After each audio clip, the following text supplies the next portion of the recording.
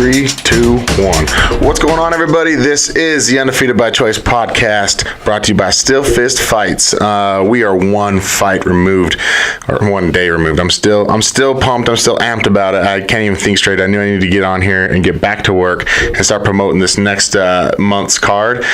But that card that we had on Friday night was a phenomenal card, and if you missed it, you missed out on greatness. You really did. It was such a fun card. Everybody came out. Everybody showed up. Every single fighter came out ready to fight. They all showed up ready to lay it all on the line. There wasn't a single boring fight. There wasn't a boring moment. It was nonstop action. Even the first fight of the night, which they were later added to the card, and I cannot remember their names, but I was so impressed. It was two guys, one guy with great submission defense and one guy with great submission attempts, and it was almost a chess match. But then they'd stand up and they looked like stand-up guys, and it was, you could tell they're grappling. Well, you could tell one was a grappling technician and the other one just was really good at getting out of it, and it was a nonstop battle, and it was such a good fight. So hats off to those two. I apologize for not knowing their names right off the top of my head. But it was just, the whole card was like that. The whole card was just exciting. It was super fun. I'm going to go over a few of the fights. The Kyle Frazier, Jeffrey Isham fight. So Tim Cameron dropped out and Jeffrey Isham stepped in on like 10 days notice or a week's notice or something like that. It was very short, crazy. And he stepped in, and it was honestly, my hat's off to both those guys. They were so tough. They went in and just battled exactly what we expected. And Kyle showed off some really good stand-up. Jeff showed off, toughness, and he had some really strong moments there on the ground. His grappling looked really good. He had landed some illegal shots to the back of Kyle's head. Gave Kyle some, he needed to take some time because they were some hard shots. And Jeff's a really strong, tough kid. So, but that I think that just comes with just experience. Getting more time in the cage. Jeff looked really good, and Kyle looked really good. That was a very fun fight to watch. Jordan Munoz, Jaden Marshall was a fun one to watch. I trained with Jordan just recently. I've been training with his dad for a really long time, but Jordan just recently started coming out to camp. And the thing that I'm impressed about, I don't want to go too much into that fight because I've done all my personal talk with him, sending him messages how proud I am of him. So I'm not going to blow him up too big on here. But where I was most impressed is his ability to stick with the game plan. And he had a lot of people. He went to a lot of different places. He trained out at One Hit. He trained out one Team Link with Iman. He moved around quite a bit, just like his dad does, and he had a lot of different people in his ear, a lot of different people talking to him, and I was one of them. And I just said, "This is a game plan I think you need to stick with."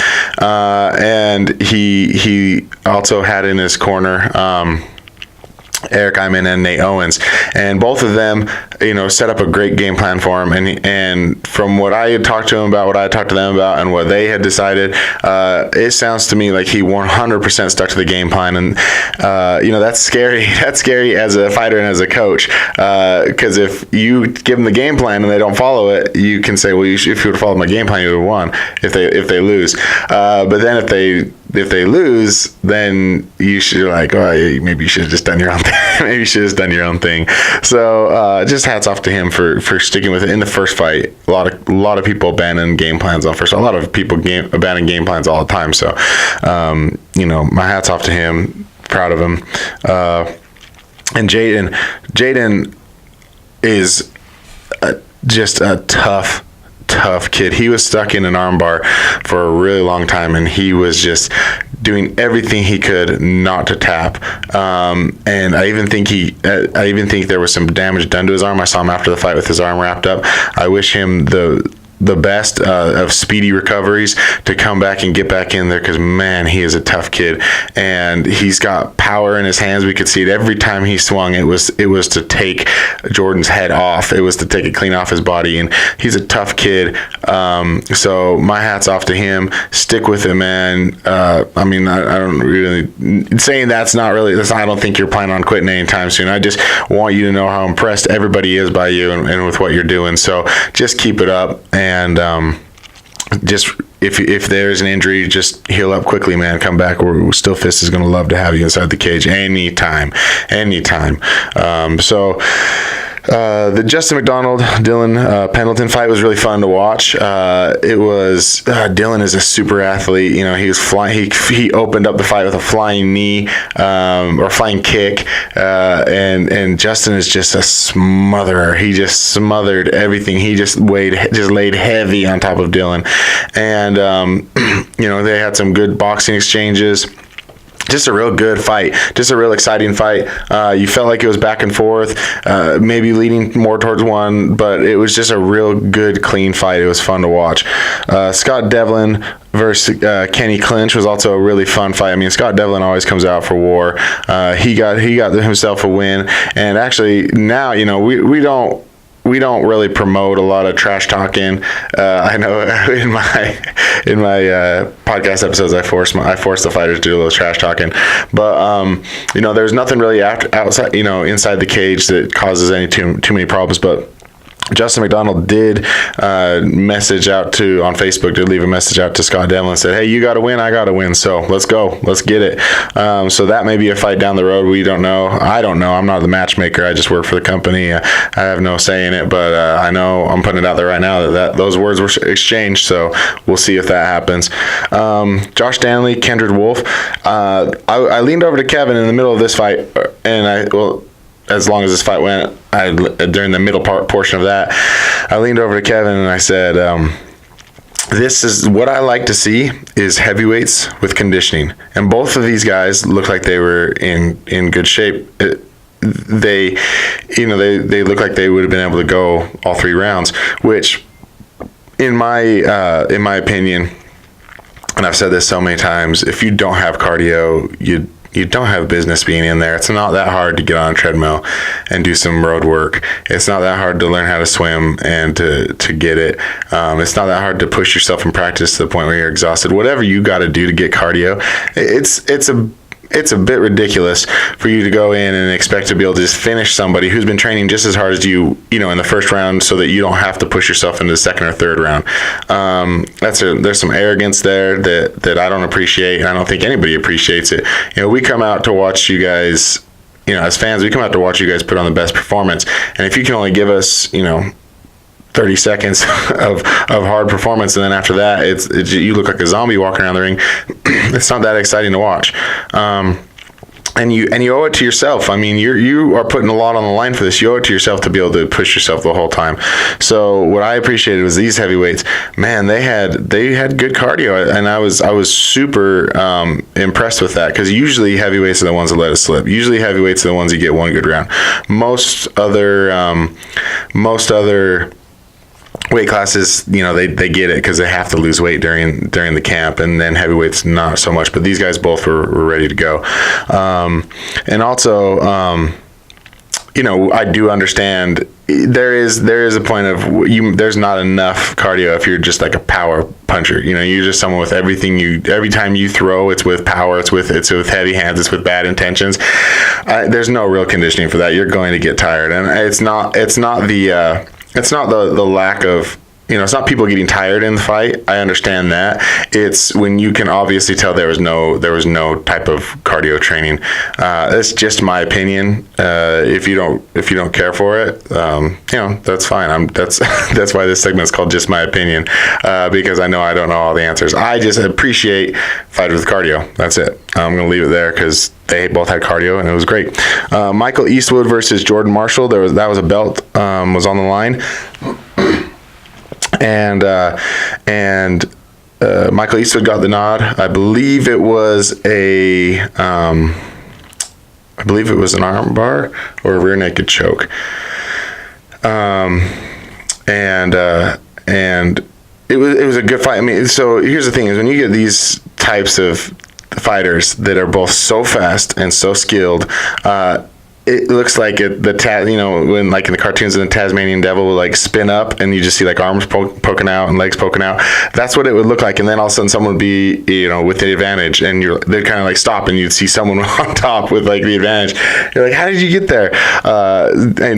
These two, I mean, there's a reason that Jordan held the belt. He's obviously very skilled. And Michael Eastwood looked phenomenal. So hats off to him for going out and getting the win. And it was a fun one to watch. It was fast. It was a fast one to watch. I mean, I didn't want to blink because I felt like I missed 37 jabs in that time. So it was a fun one to watch. Augustine Valdez.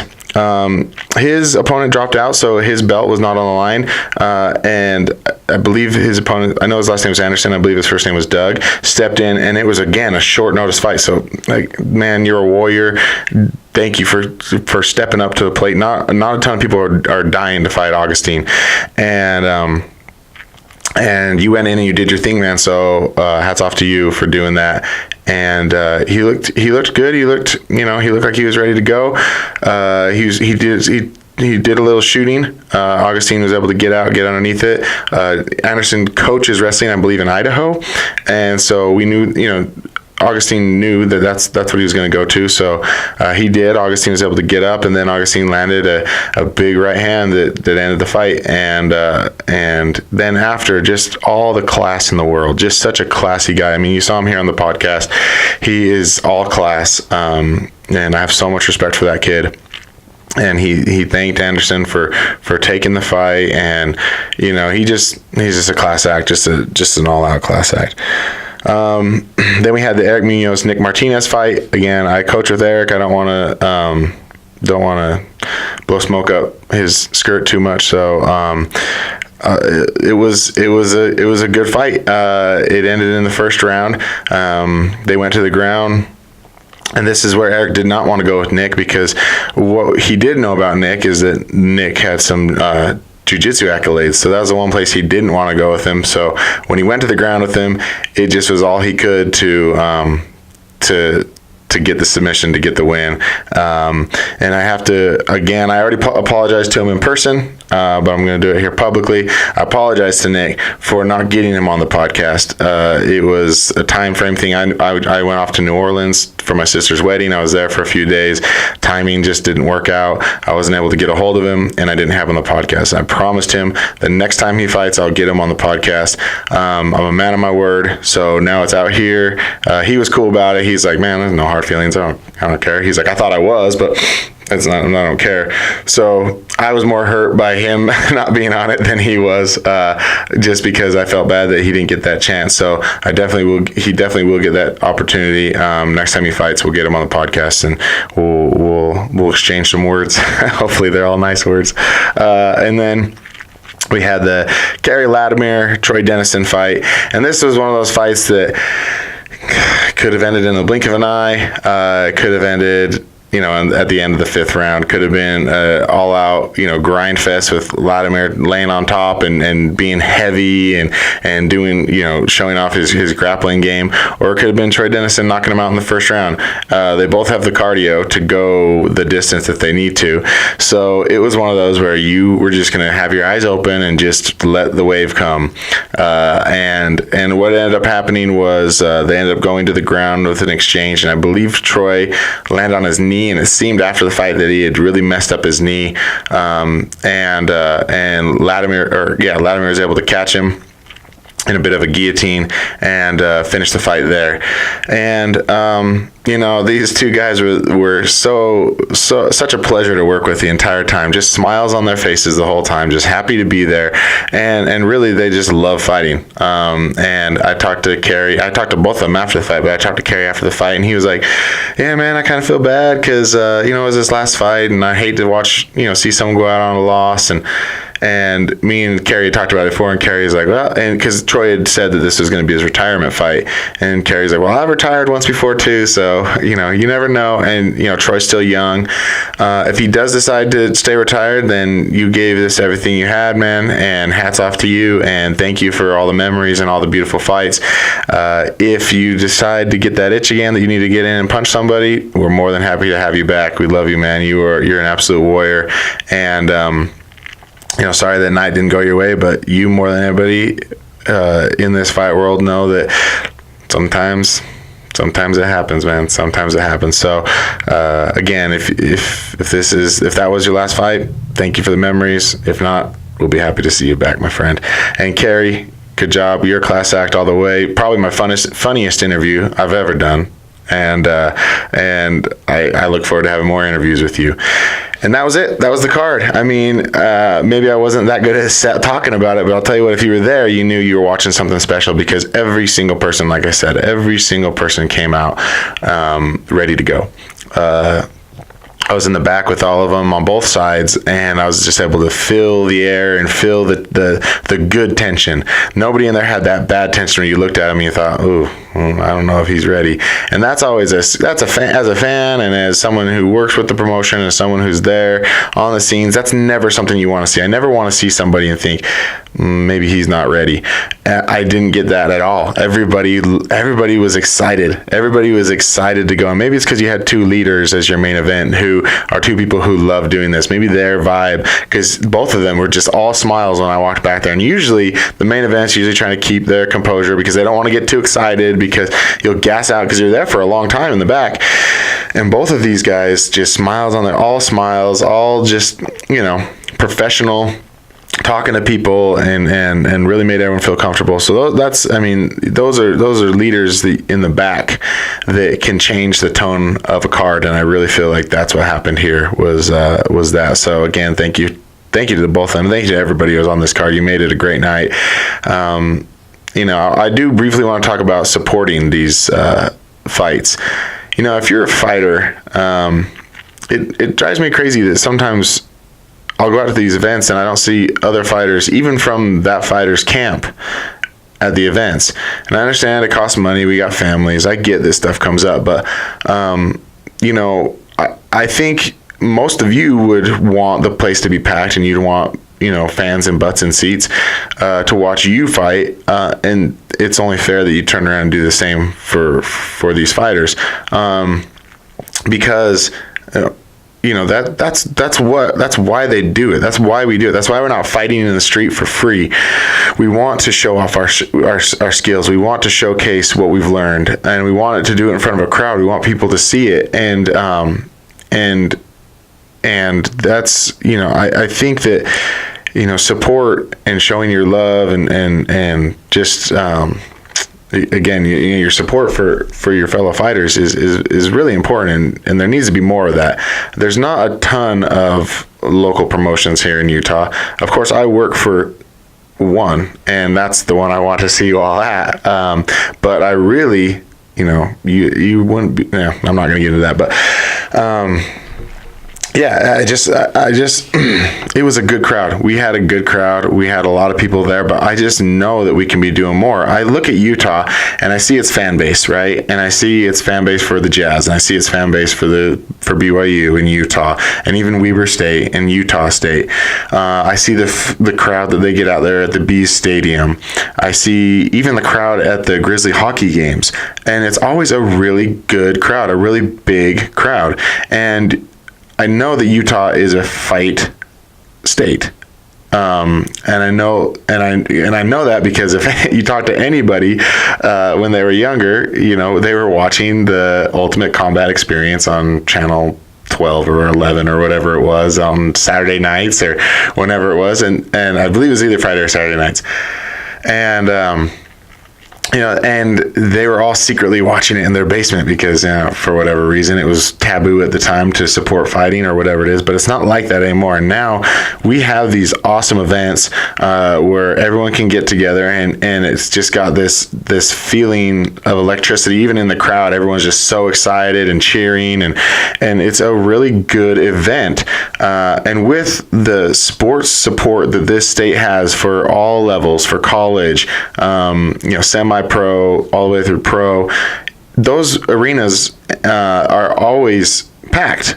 They always put out really, really good numbers, and it's always just kind of blown my mind that MMA hasn't had the same in Utah. But it's got to start within our own community. We have to be out supporting our own community. We need to be behind our own community. We need to be at every event that we can make it to. So that's what I'm going to start pushing. my platform for what I'm doing here for Still Fist is that we need to start supporting ourselves and introducing people to the sport and bringing people in that maybe don't know anything about it, or maybe are casual fans, or maybe are the fans that you have over at your house on Saturday night watching the UFC fights, but then for some reason you're not inviting them out to the local fights, because these guys are the future. These guys are the ones you're going to see in the UFC, and this is the time to start supporting them, helping them get better, because here's the truth of the matter is once they get more support, they make more money. Once they make more money, they can dedicate more time to this. Once they can dedicate more time to this, they can get better. Once they get better, they go to the next level. So if you want to see someone go to the next level, you need to support this person. And that's the bottom line. That's as simple as I can break it down. So if you need to rewind it and write all down what I just said, do it, because that's all that matters, is getting support to these fighters so we can get them to the next level. So that's all I'm going to say on that. That's just my opinion. It's correct, but it's just my opinion. We've got a few fight announcements for the very next card, and I'm excited for these fights. And there's only 4 of them. They only have 4 announcements. So the first of the 4 is Joe Mama versus Trevor Bradshaw in the rubber match. I don't think these two have been in the ring, in the octagon with each other for longer than 30 seconds, and they've had 2 fights. Both of them have had very quick finishes on one another, and so this is one that their last fight wasn't too long ago. I believe neither of them have had a fight in between, and so they're getting right back at it. They want to run it back. They want to end this rivalry, or maybe keep it going. Who knows? I'm going to try to get them both on the podcast to see their feelings on it. If this is a rivalry that's going to go forever, or if this is they just want to close the chapter on this.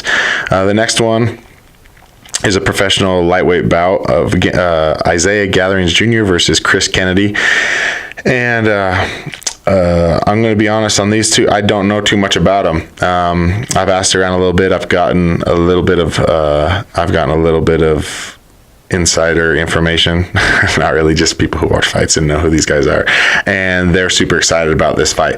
I can't speak to it personally yet, but I'm going to try to get them both on so I can get them to convince me. Not to convince me, that's stupid. I don't know why I said that. I'm going to get see, I just do this all off the top of my head. I don't plan what I'm going to say ahead of time, so sometimes I say really stupid shit. They don't need to convince me of anything, but I want them to get on here and I want them to tell me what they're going to do and what they plan on doing, because that's what's exciting, is getting to see someone's passionate about what they're about to go do. So I'm excited. I hope I can get both Isaiah and Chris on the show. The next fight is Florin Stan versus Thomas Hughes, and they're also ones I'm going to definitely get on the podcast. This is the co-main event, and I know Thomas personally. I've trained with him. I've sparred with him. I've never really. I've sparred with him, and I don't enjoy it. I think I've mentioned it a few times on the podcast. He's so fast. It's stupid how fast he is. I hate getting hit that quickly. Like, I don't need some time to wince, or like maybe close my eye a little bit, but before I know it, I'm getting hit. So he's a good man, and I'm excited to see this one. I'm excited to see this when you get to this level, when you get to their level, when you get to Florin and Thomas's level, it's just such a high level of performance of fighters that you just know it's going to be a good fight no matter what. Even if it finishes in the first minute and 30 seconds, it's that minute 30 is going to be higher level than most fights you're going to see. So I'm excited to see this one. And then the last one is Tracy Hardy versus Mike Jones. Who? Mike Jones. Who? Mike Jones. Yeah, I'm going to do that every time I talk about him, especially if I get him on the podcast. And he comes out to that song, so hopefully he doesn't find it annoying when people say that, because I'm going to say it regardless. And I just hope he doesn't get mad at me. But like I said, he comes out to that song, so I'm pretty sure he's all right with it. And then Tracy Hardy, man, don't get your legs near this guy. I mean, I'm glad that my interview is going to be sitting down with him so he can't get a hold of my leg, because he will take it home with him. He has become a specialist at taking legs, and he's just so proficient at it. But the thing is that's what people are starting to figure. It's hard to find him a fight because people don't want to lose their kneecap They don't want to have their ankle busted. So it's kind of hard to find him a fight. And he's getting known as this leg lock specialist. But in his last fight, he displayed stand-up, remarkable stand-up, like top level stand-up. And so this guy is so dangerous, stand up and on the ground. It's so impressive to watch. It's so impressive to watch fighters who can put it all together like that. So I'm excited to see this one. And that's our main event that we have for the night. So y'all, it's just my opinion that this next card is going to be amazing. I'm going to be promoting the hell out of it this time. But I can't do it without your help. I can't do it without the help of the fans. I can't do it without the help of the MMA community. It needs to start with us. It needs to start with us coming out, supporting our teammates, coming out, supporting our opponents. If you're going to be fighting someone down the road, there's no better way to know what he's going to do or what he's capable of than sitting live and watching his speed, watching his tempo, his rhythm. He doesn't feel the same when you're watching it on TV. It doesn't get, or on, if you're watching it live on Blitz TV, it's not it's as far as breaking someone down or getting to know somebody's tendencies, it doesn't feel the same as if you're sitting there watching it live. So if you can get out to the event, if you're a fighter, that's an advantage. That's an advantage to you to be able to sit there and watch him go to war with someone else and see how he reacts to that. If I was still fighting, I wouldn't miss a single 170-pound fight. I wouldn't. I'd make it to every single one, because that's how you're going to catch them. That's how you're going to get a game plan. Is to know what they can do and know what they're capable of and know where you can beat them. So again, if they're an opponent, you need to be out there. If they're a teammate, you need to support them and be out there. They put in all that time with you. I'm not going to try to guilt people into this. You should be there. You should be supporting your own community, and then bring people out to it. Introduce people to the sports. This is the fastest growing sport in the world, and I know Utah's a fight state. I know it is. I know people love it. They love watching it. They love being a part of it. You bring it up, and everybody has a little bit of story, a little bit of familiarity with fighting. They all, I went to my buddy's house and watched one fight. Oh yeah, it was really exciting. It was really fun. And then you tell them we have fights here in Utah, and they're like, I didn't know you guys did that. It's like, yeah, every month. There's a card every single month with the best fighters in Utah, and we're bringing in people from out of state, and we're challenging ourselves, and we're getting better, and it's crazy to me. People don't know about this, so it's our responsibility. So I'm going to do my part. I hope you do yours. Everybody, I love you so much. I love you, everyone, for letting me be able to do this thing. I'm so thankful to be a part of the Still Fist family. They take care of me. Give me good seats during the fights. And I've gotten nothing but good response for off of doing this, and it's because I love it. I'm passionate about this. I love talking MMA. I love talking sports in general, but really MMA has become a big part of my life, and I'm thankful for Pat Reeves for showing me the path and getting me here, I'm really excited to see how big this sport can grow in Utah. I really think we can make Utah an MMA hub. We've got so many camps all across the state, filled with people, filled with good talent. Why we are not considered one of the hubs, I have no idea. But if we start getting more attention to this sport, we're going to start getting more people out here. We're going to start getting. I think it's one of the best places in the world to train. You're in elevation. We have elevation. Just run up a hill. You're going to get elevation training. I'm not going to get into it. I'm running short on time. I've got places I got to be. But everybody, you know how much I love this. I know how much you love it. Let's just keep this thing going. Let's make it grow. Be good to yourself. Be good to each other.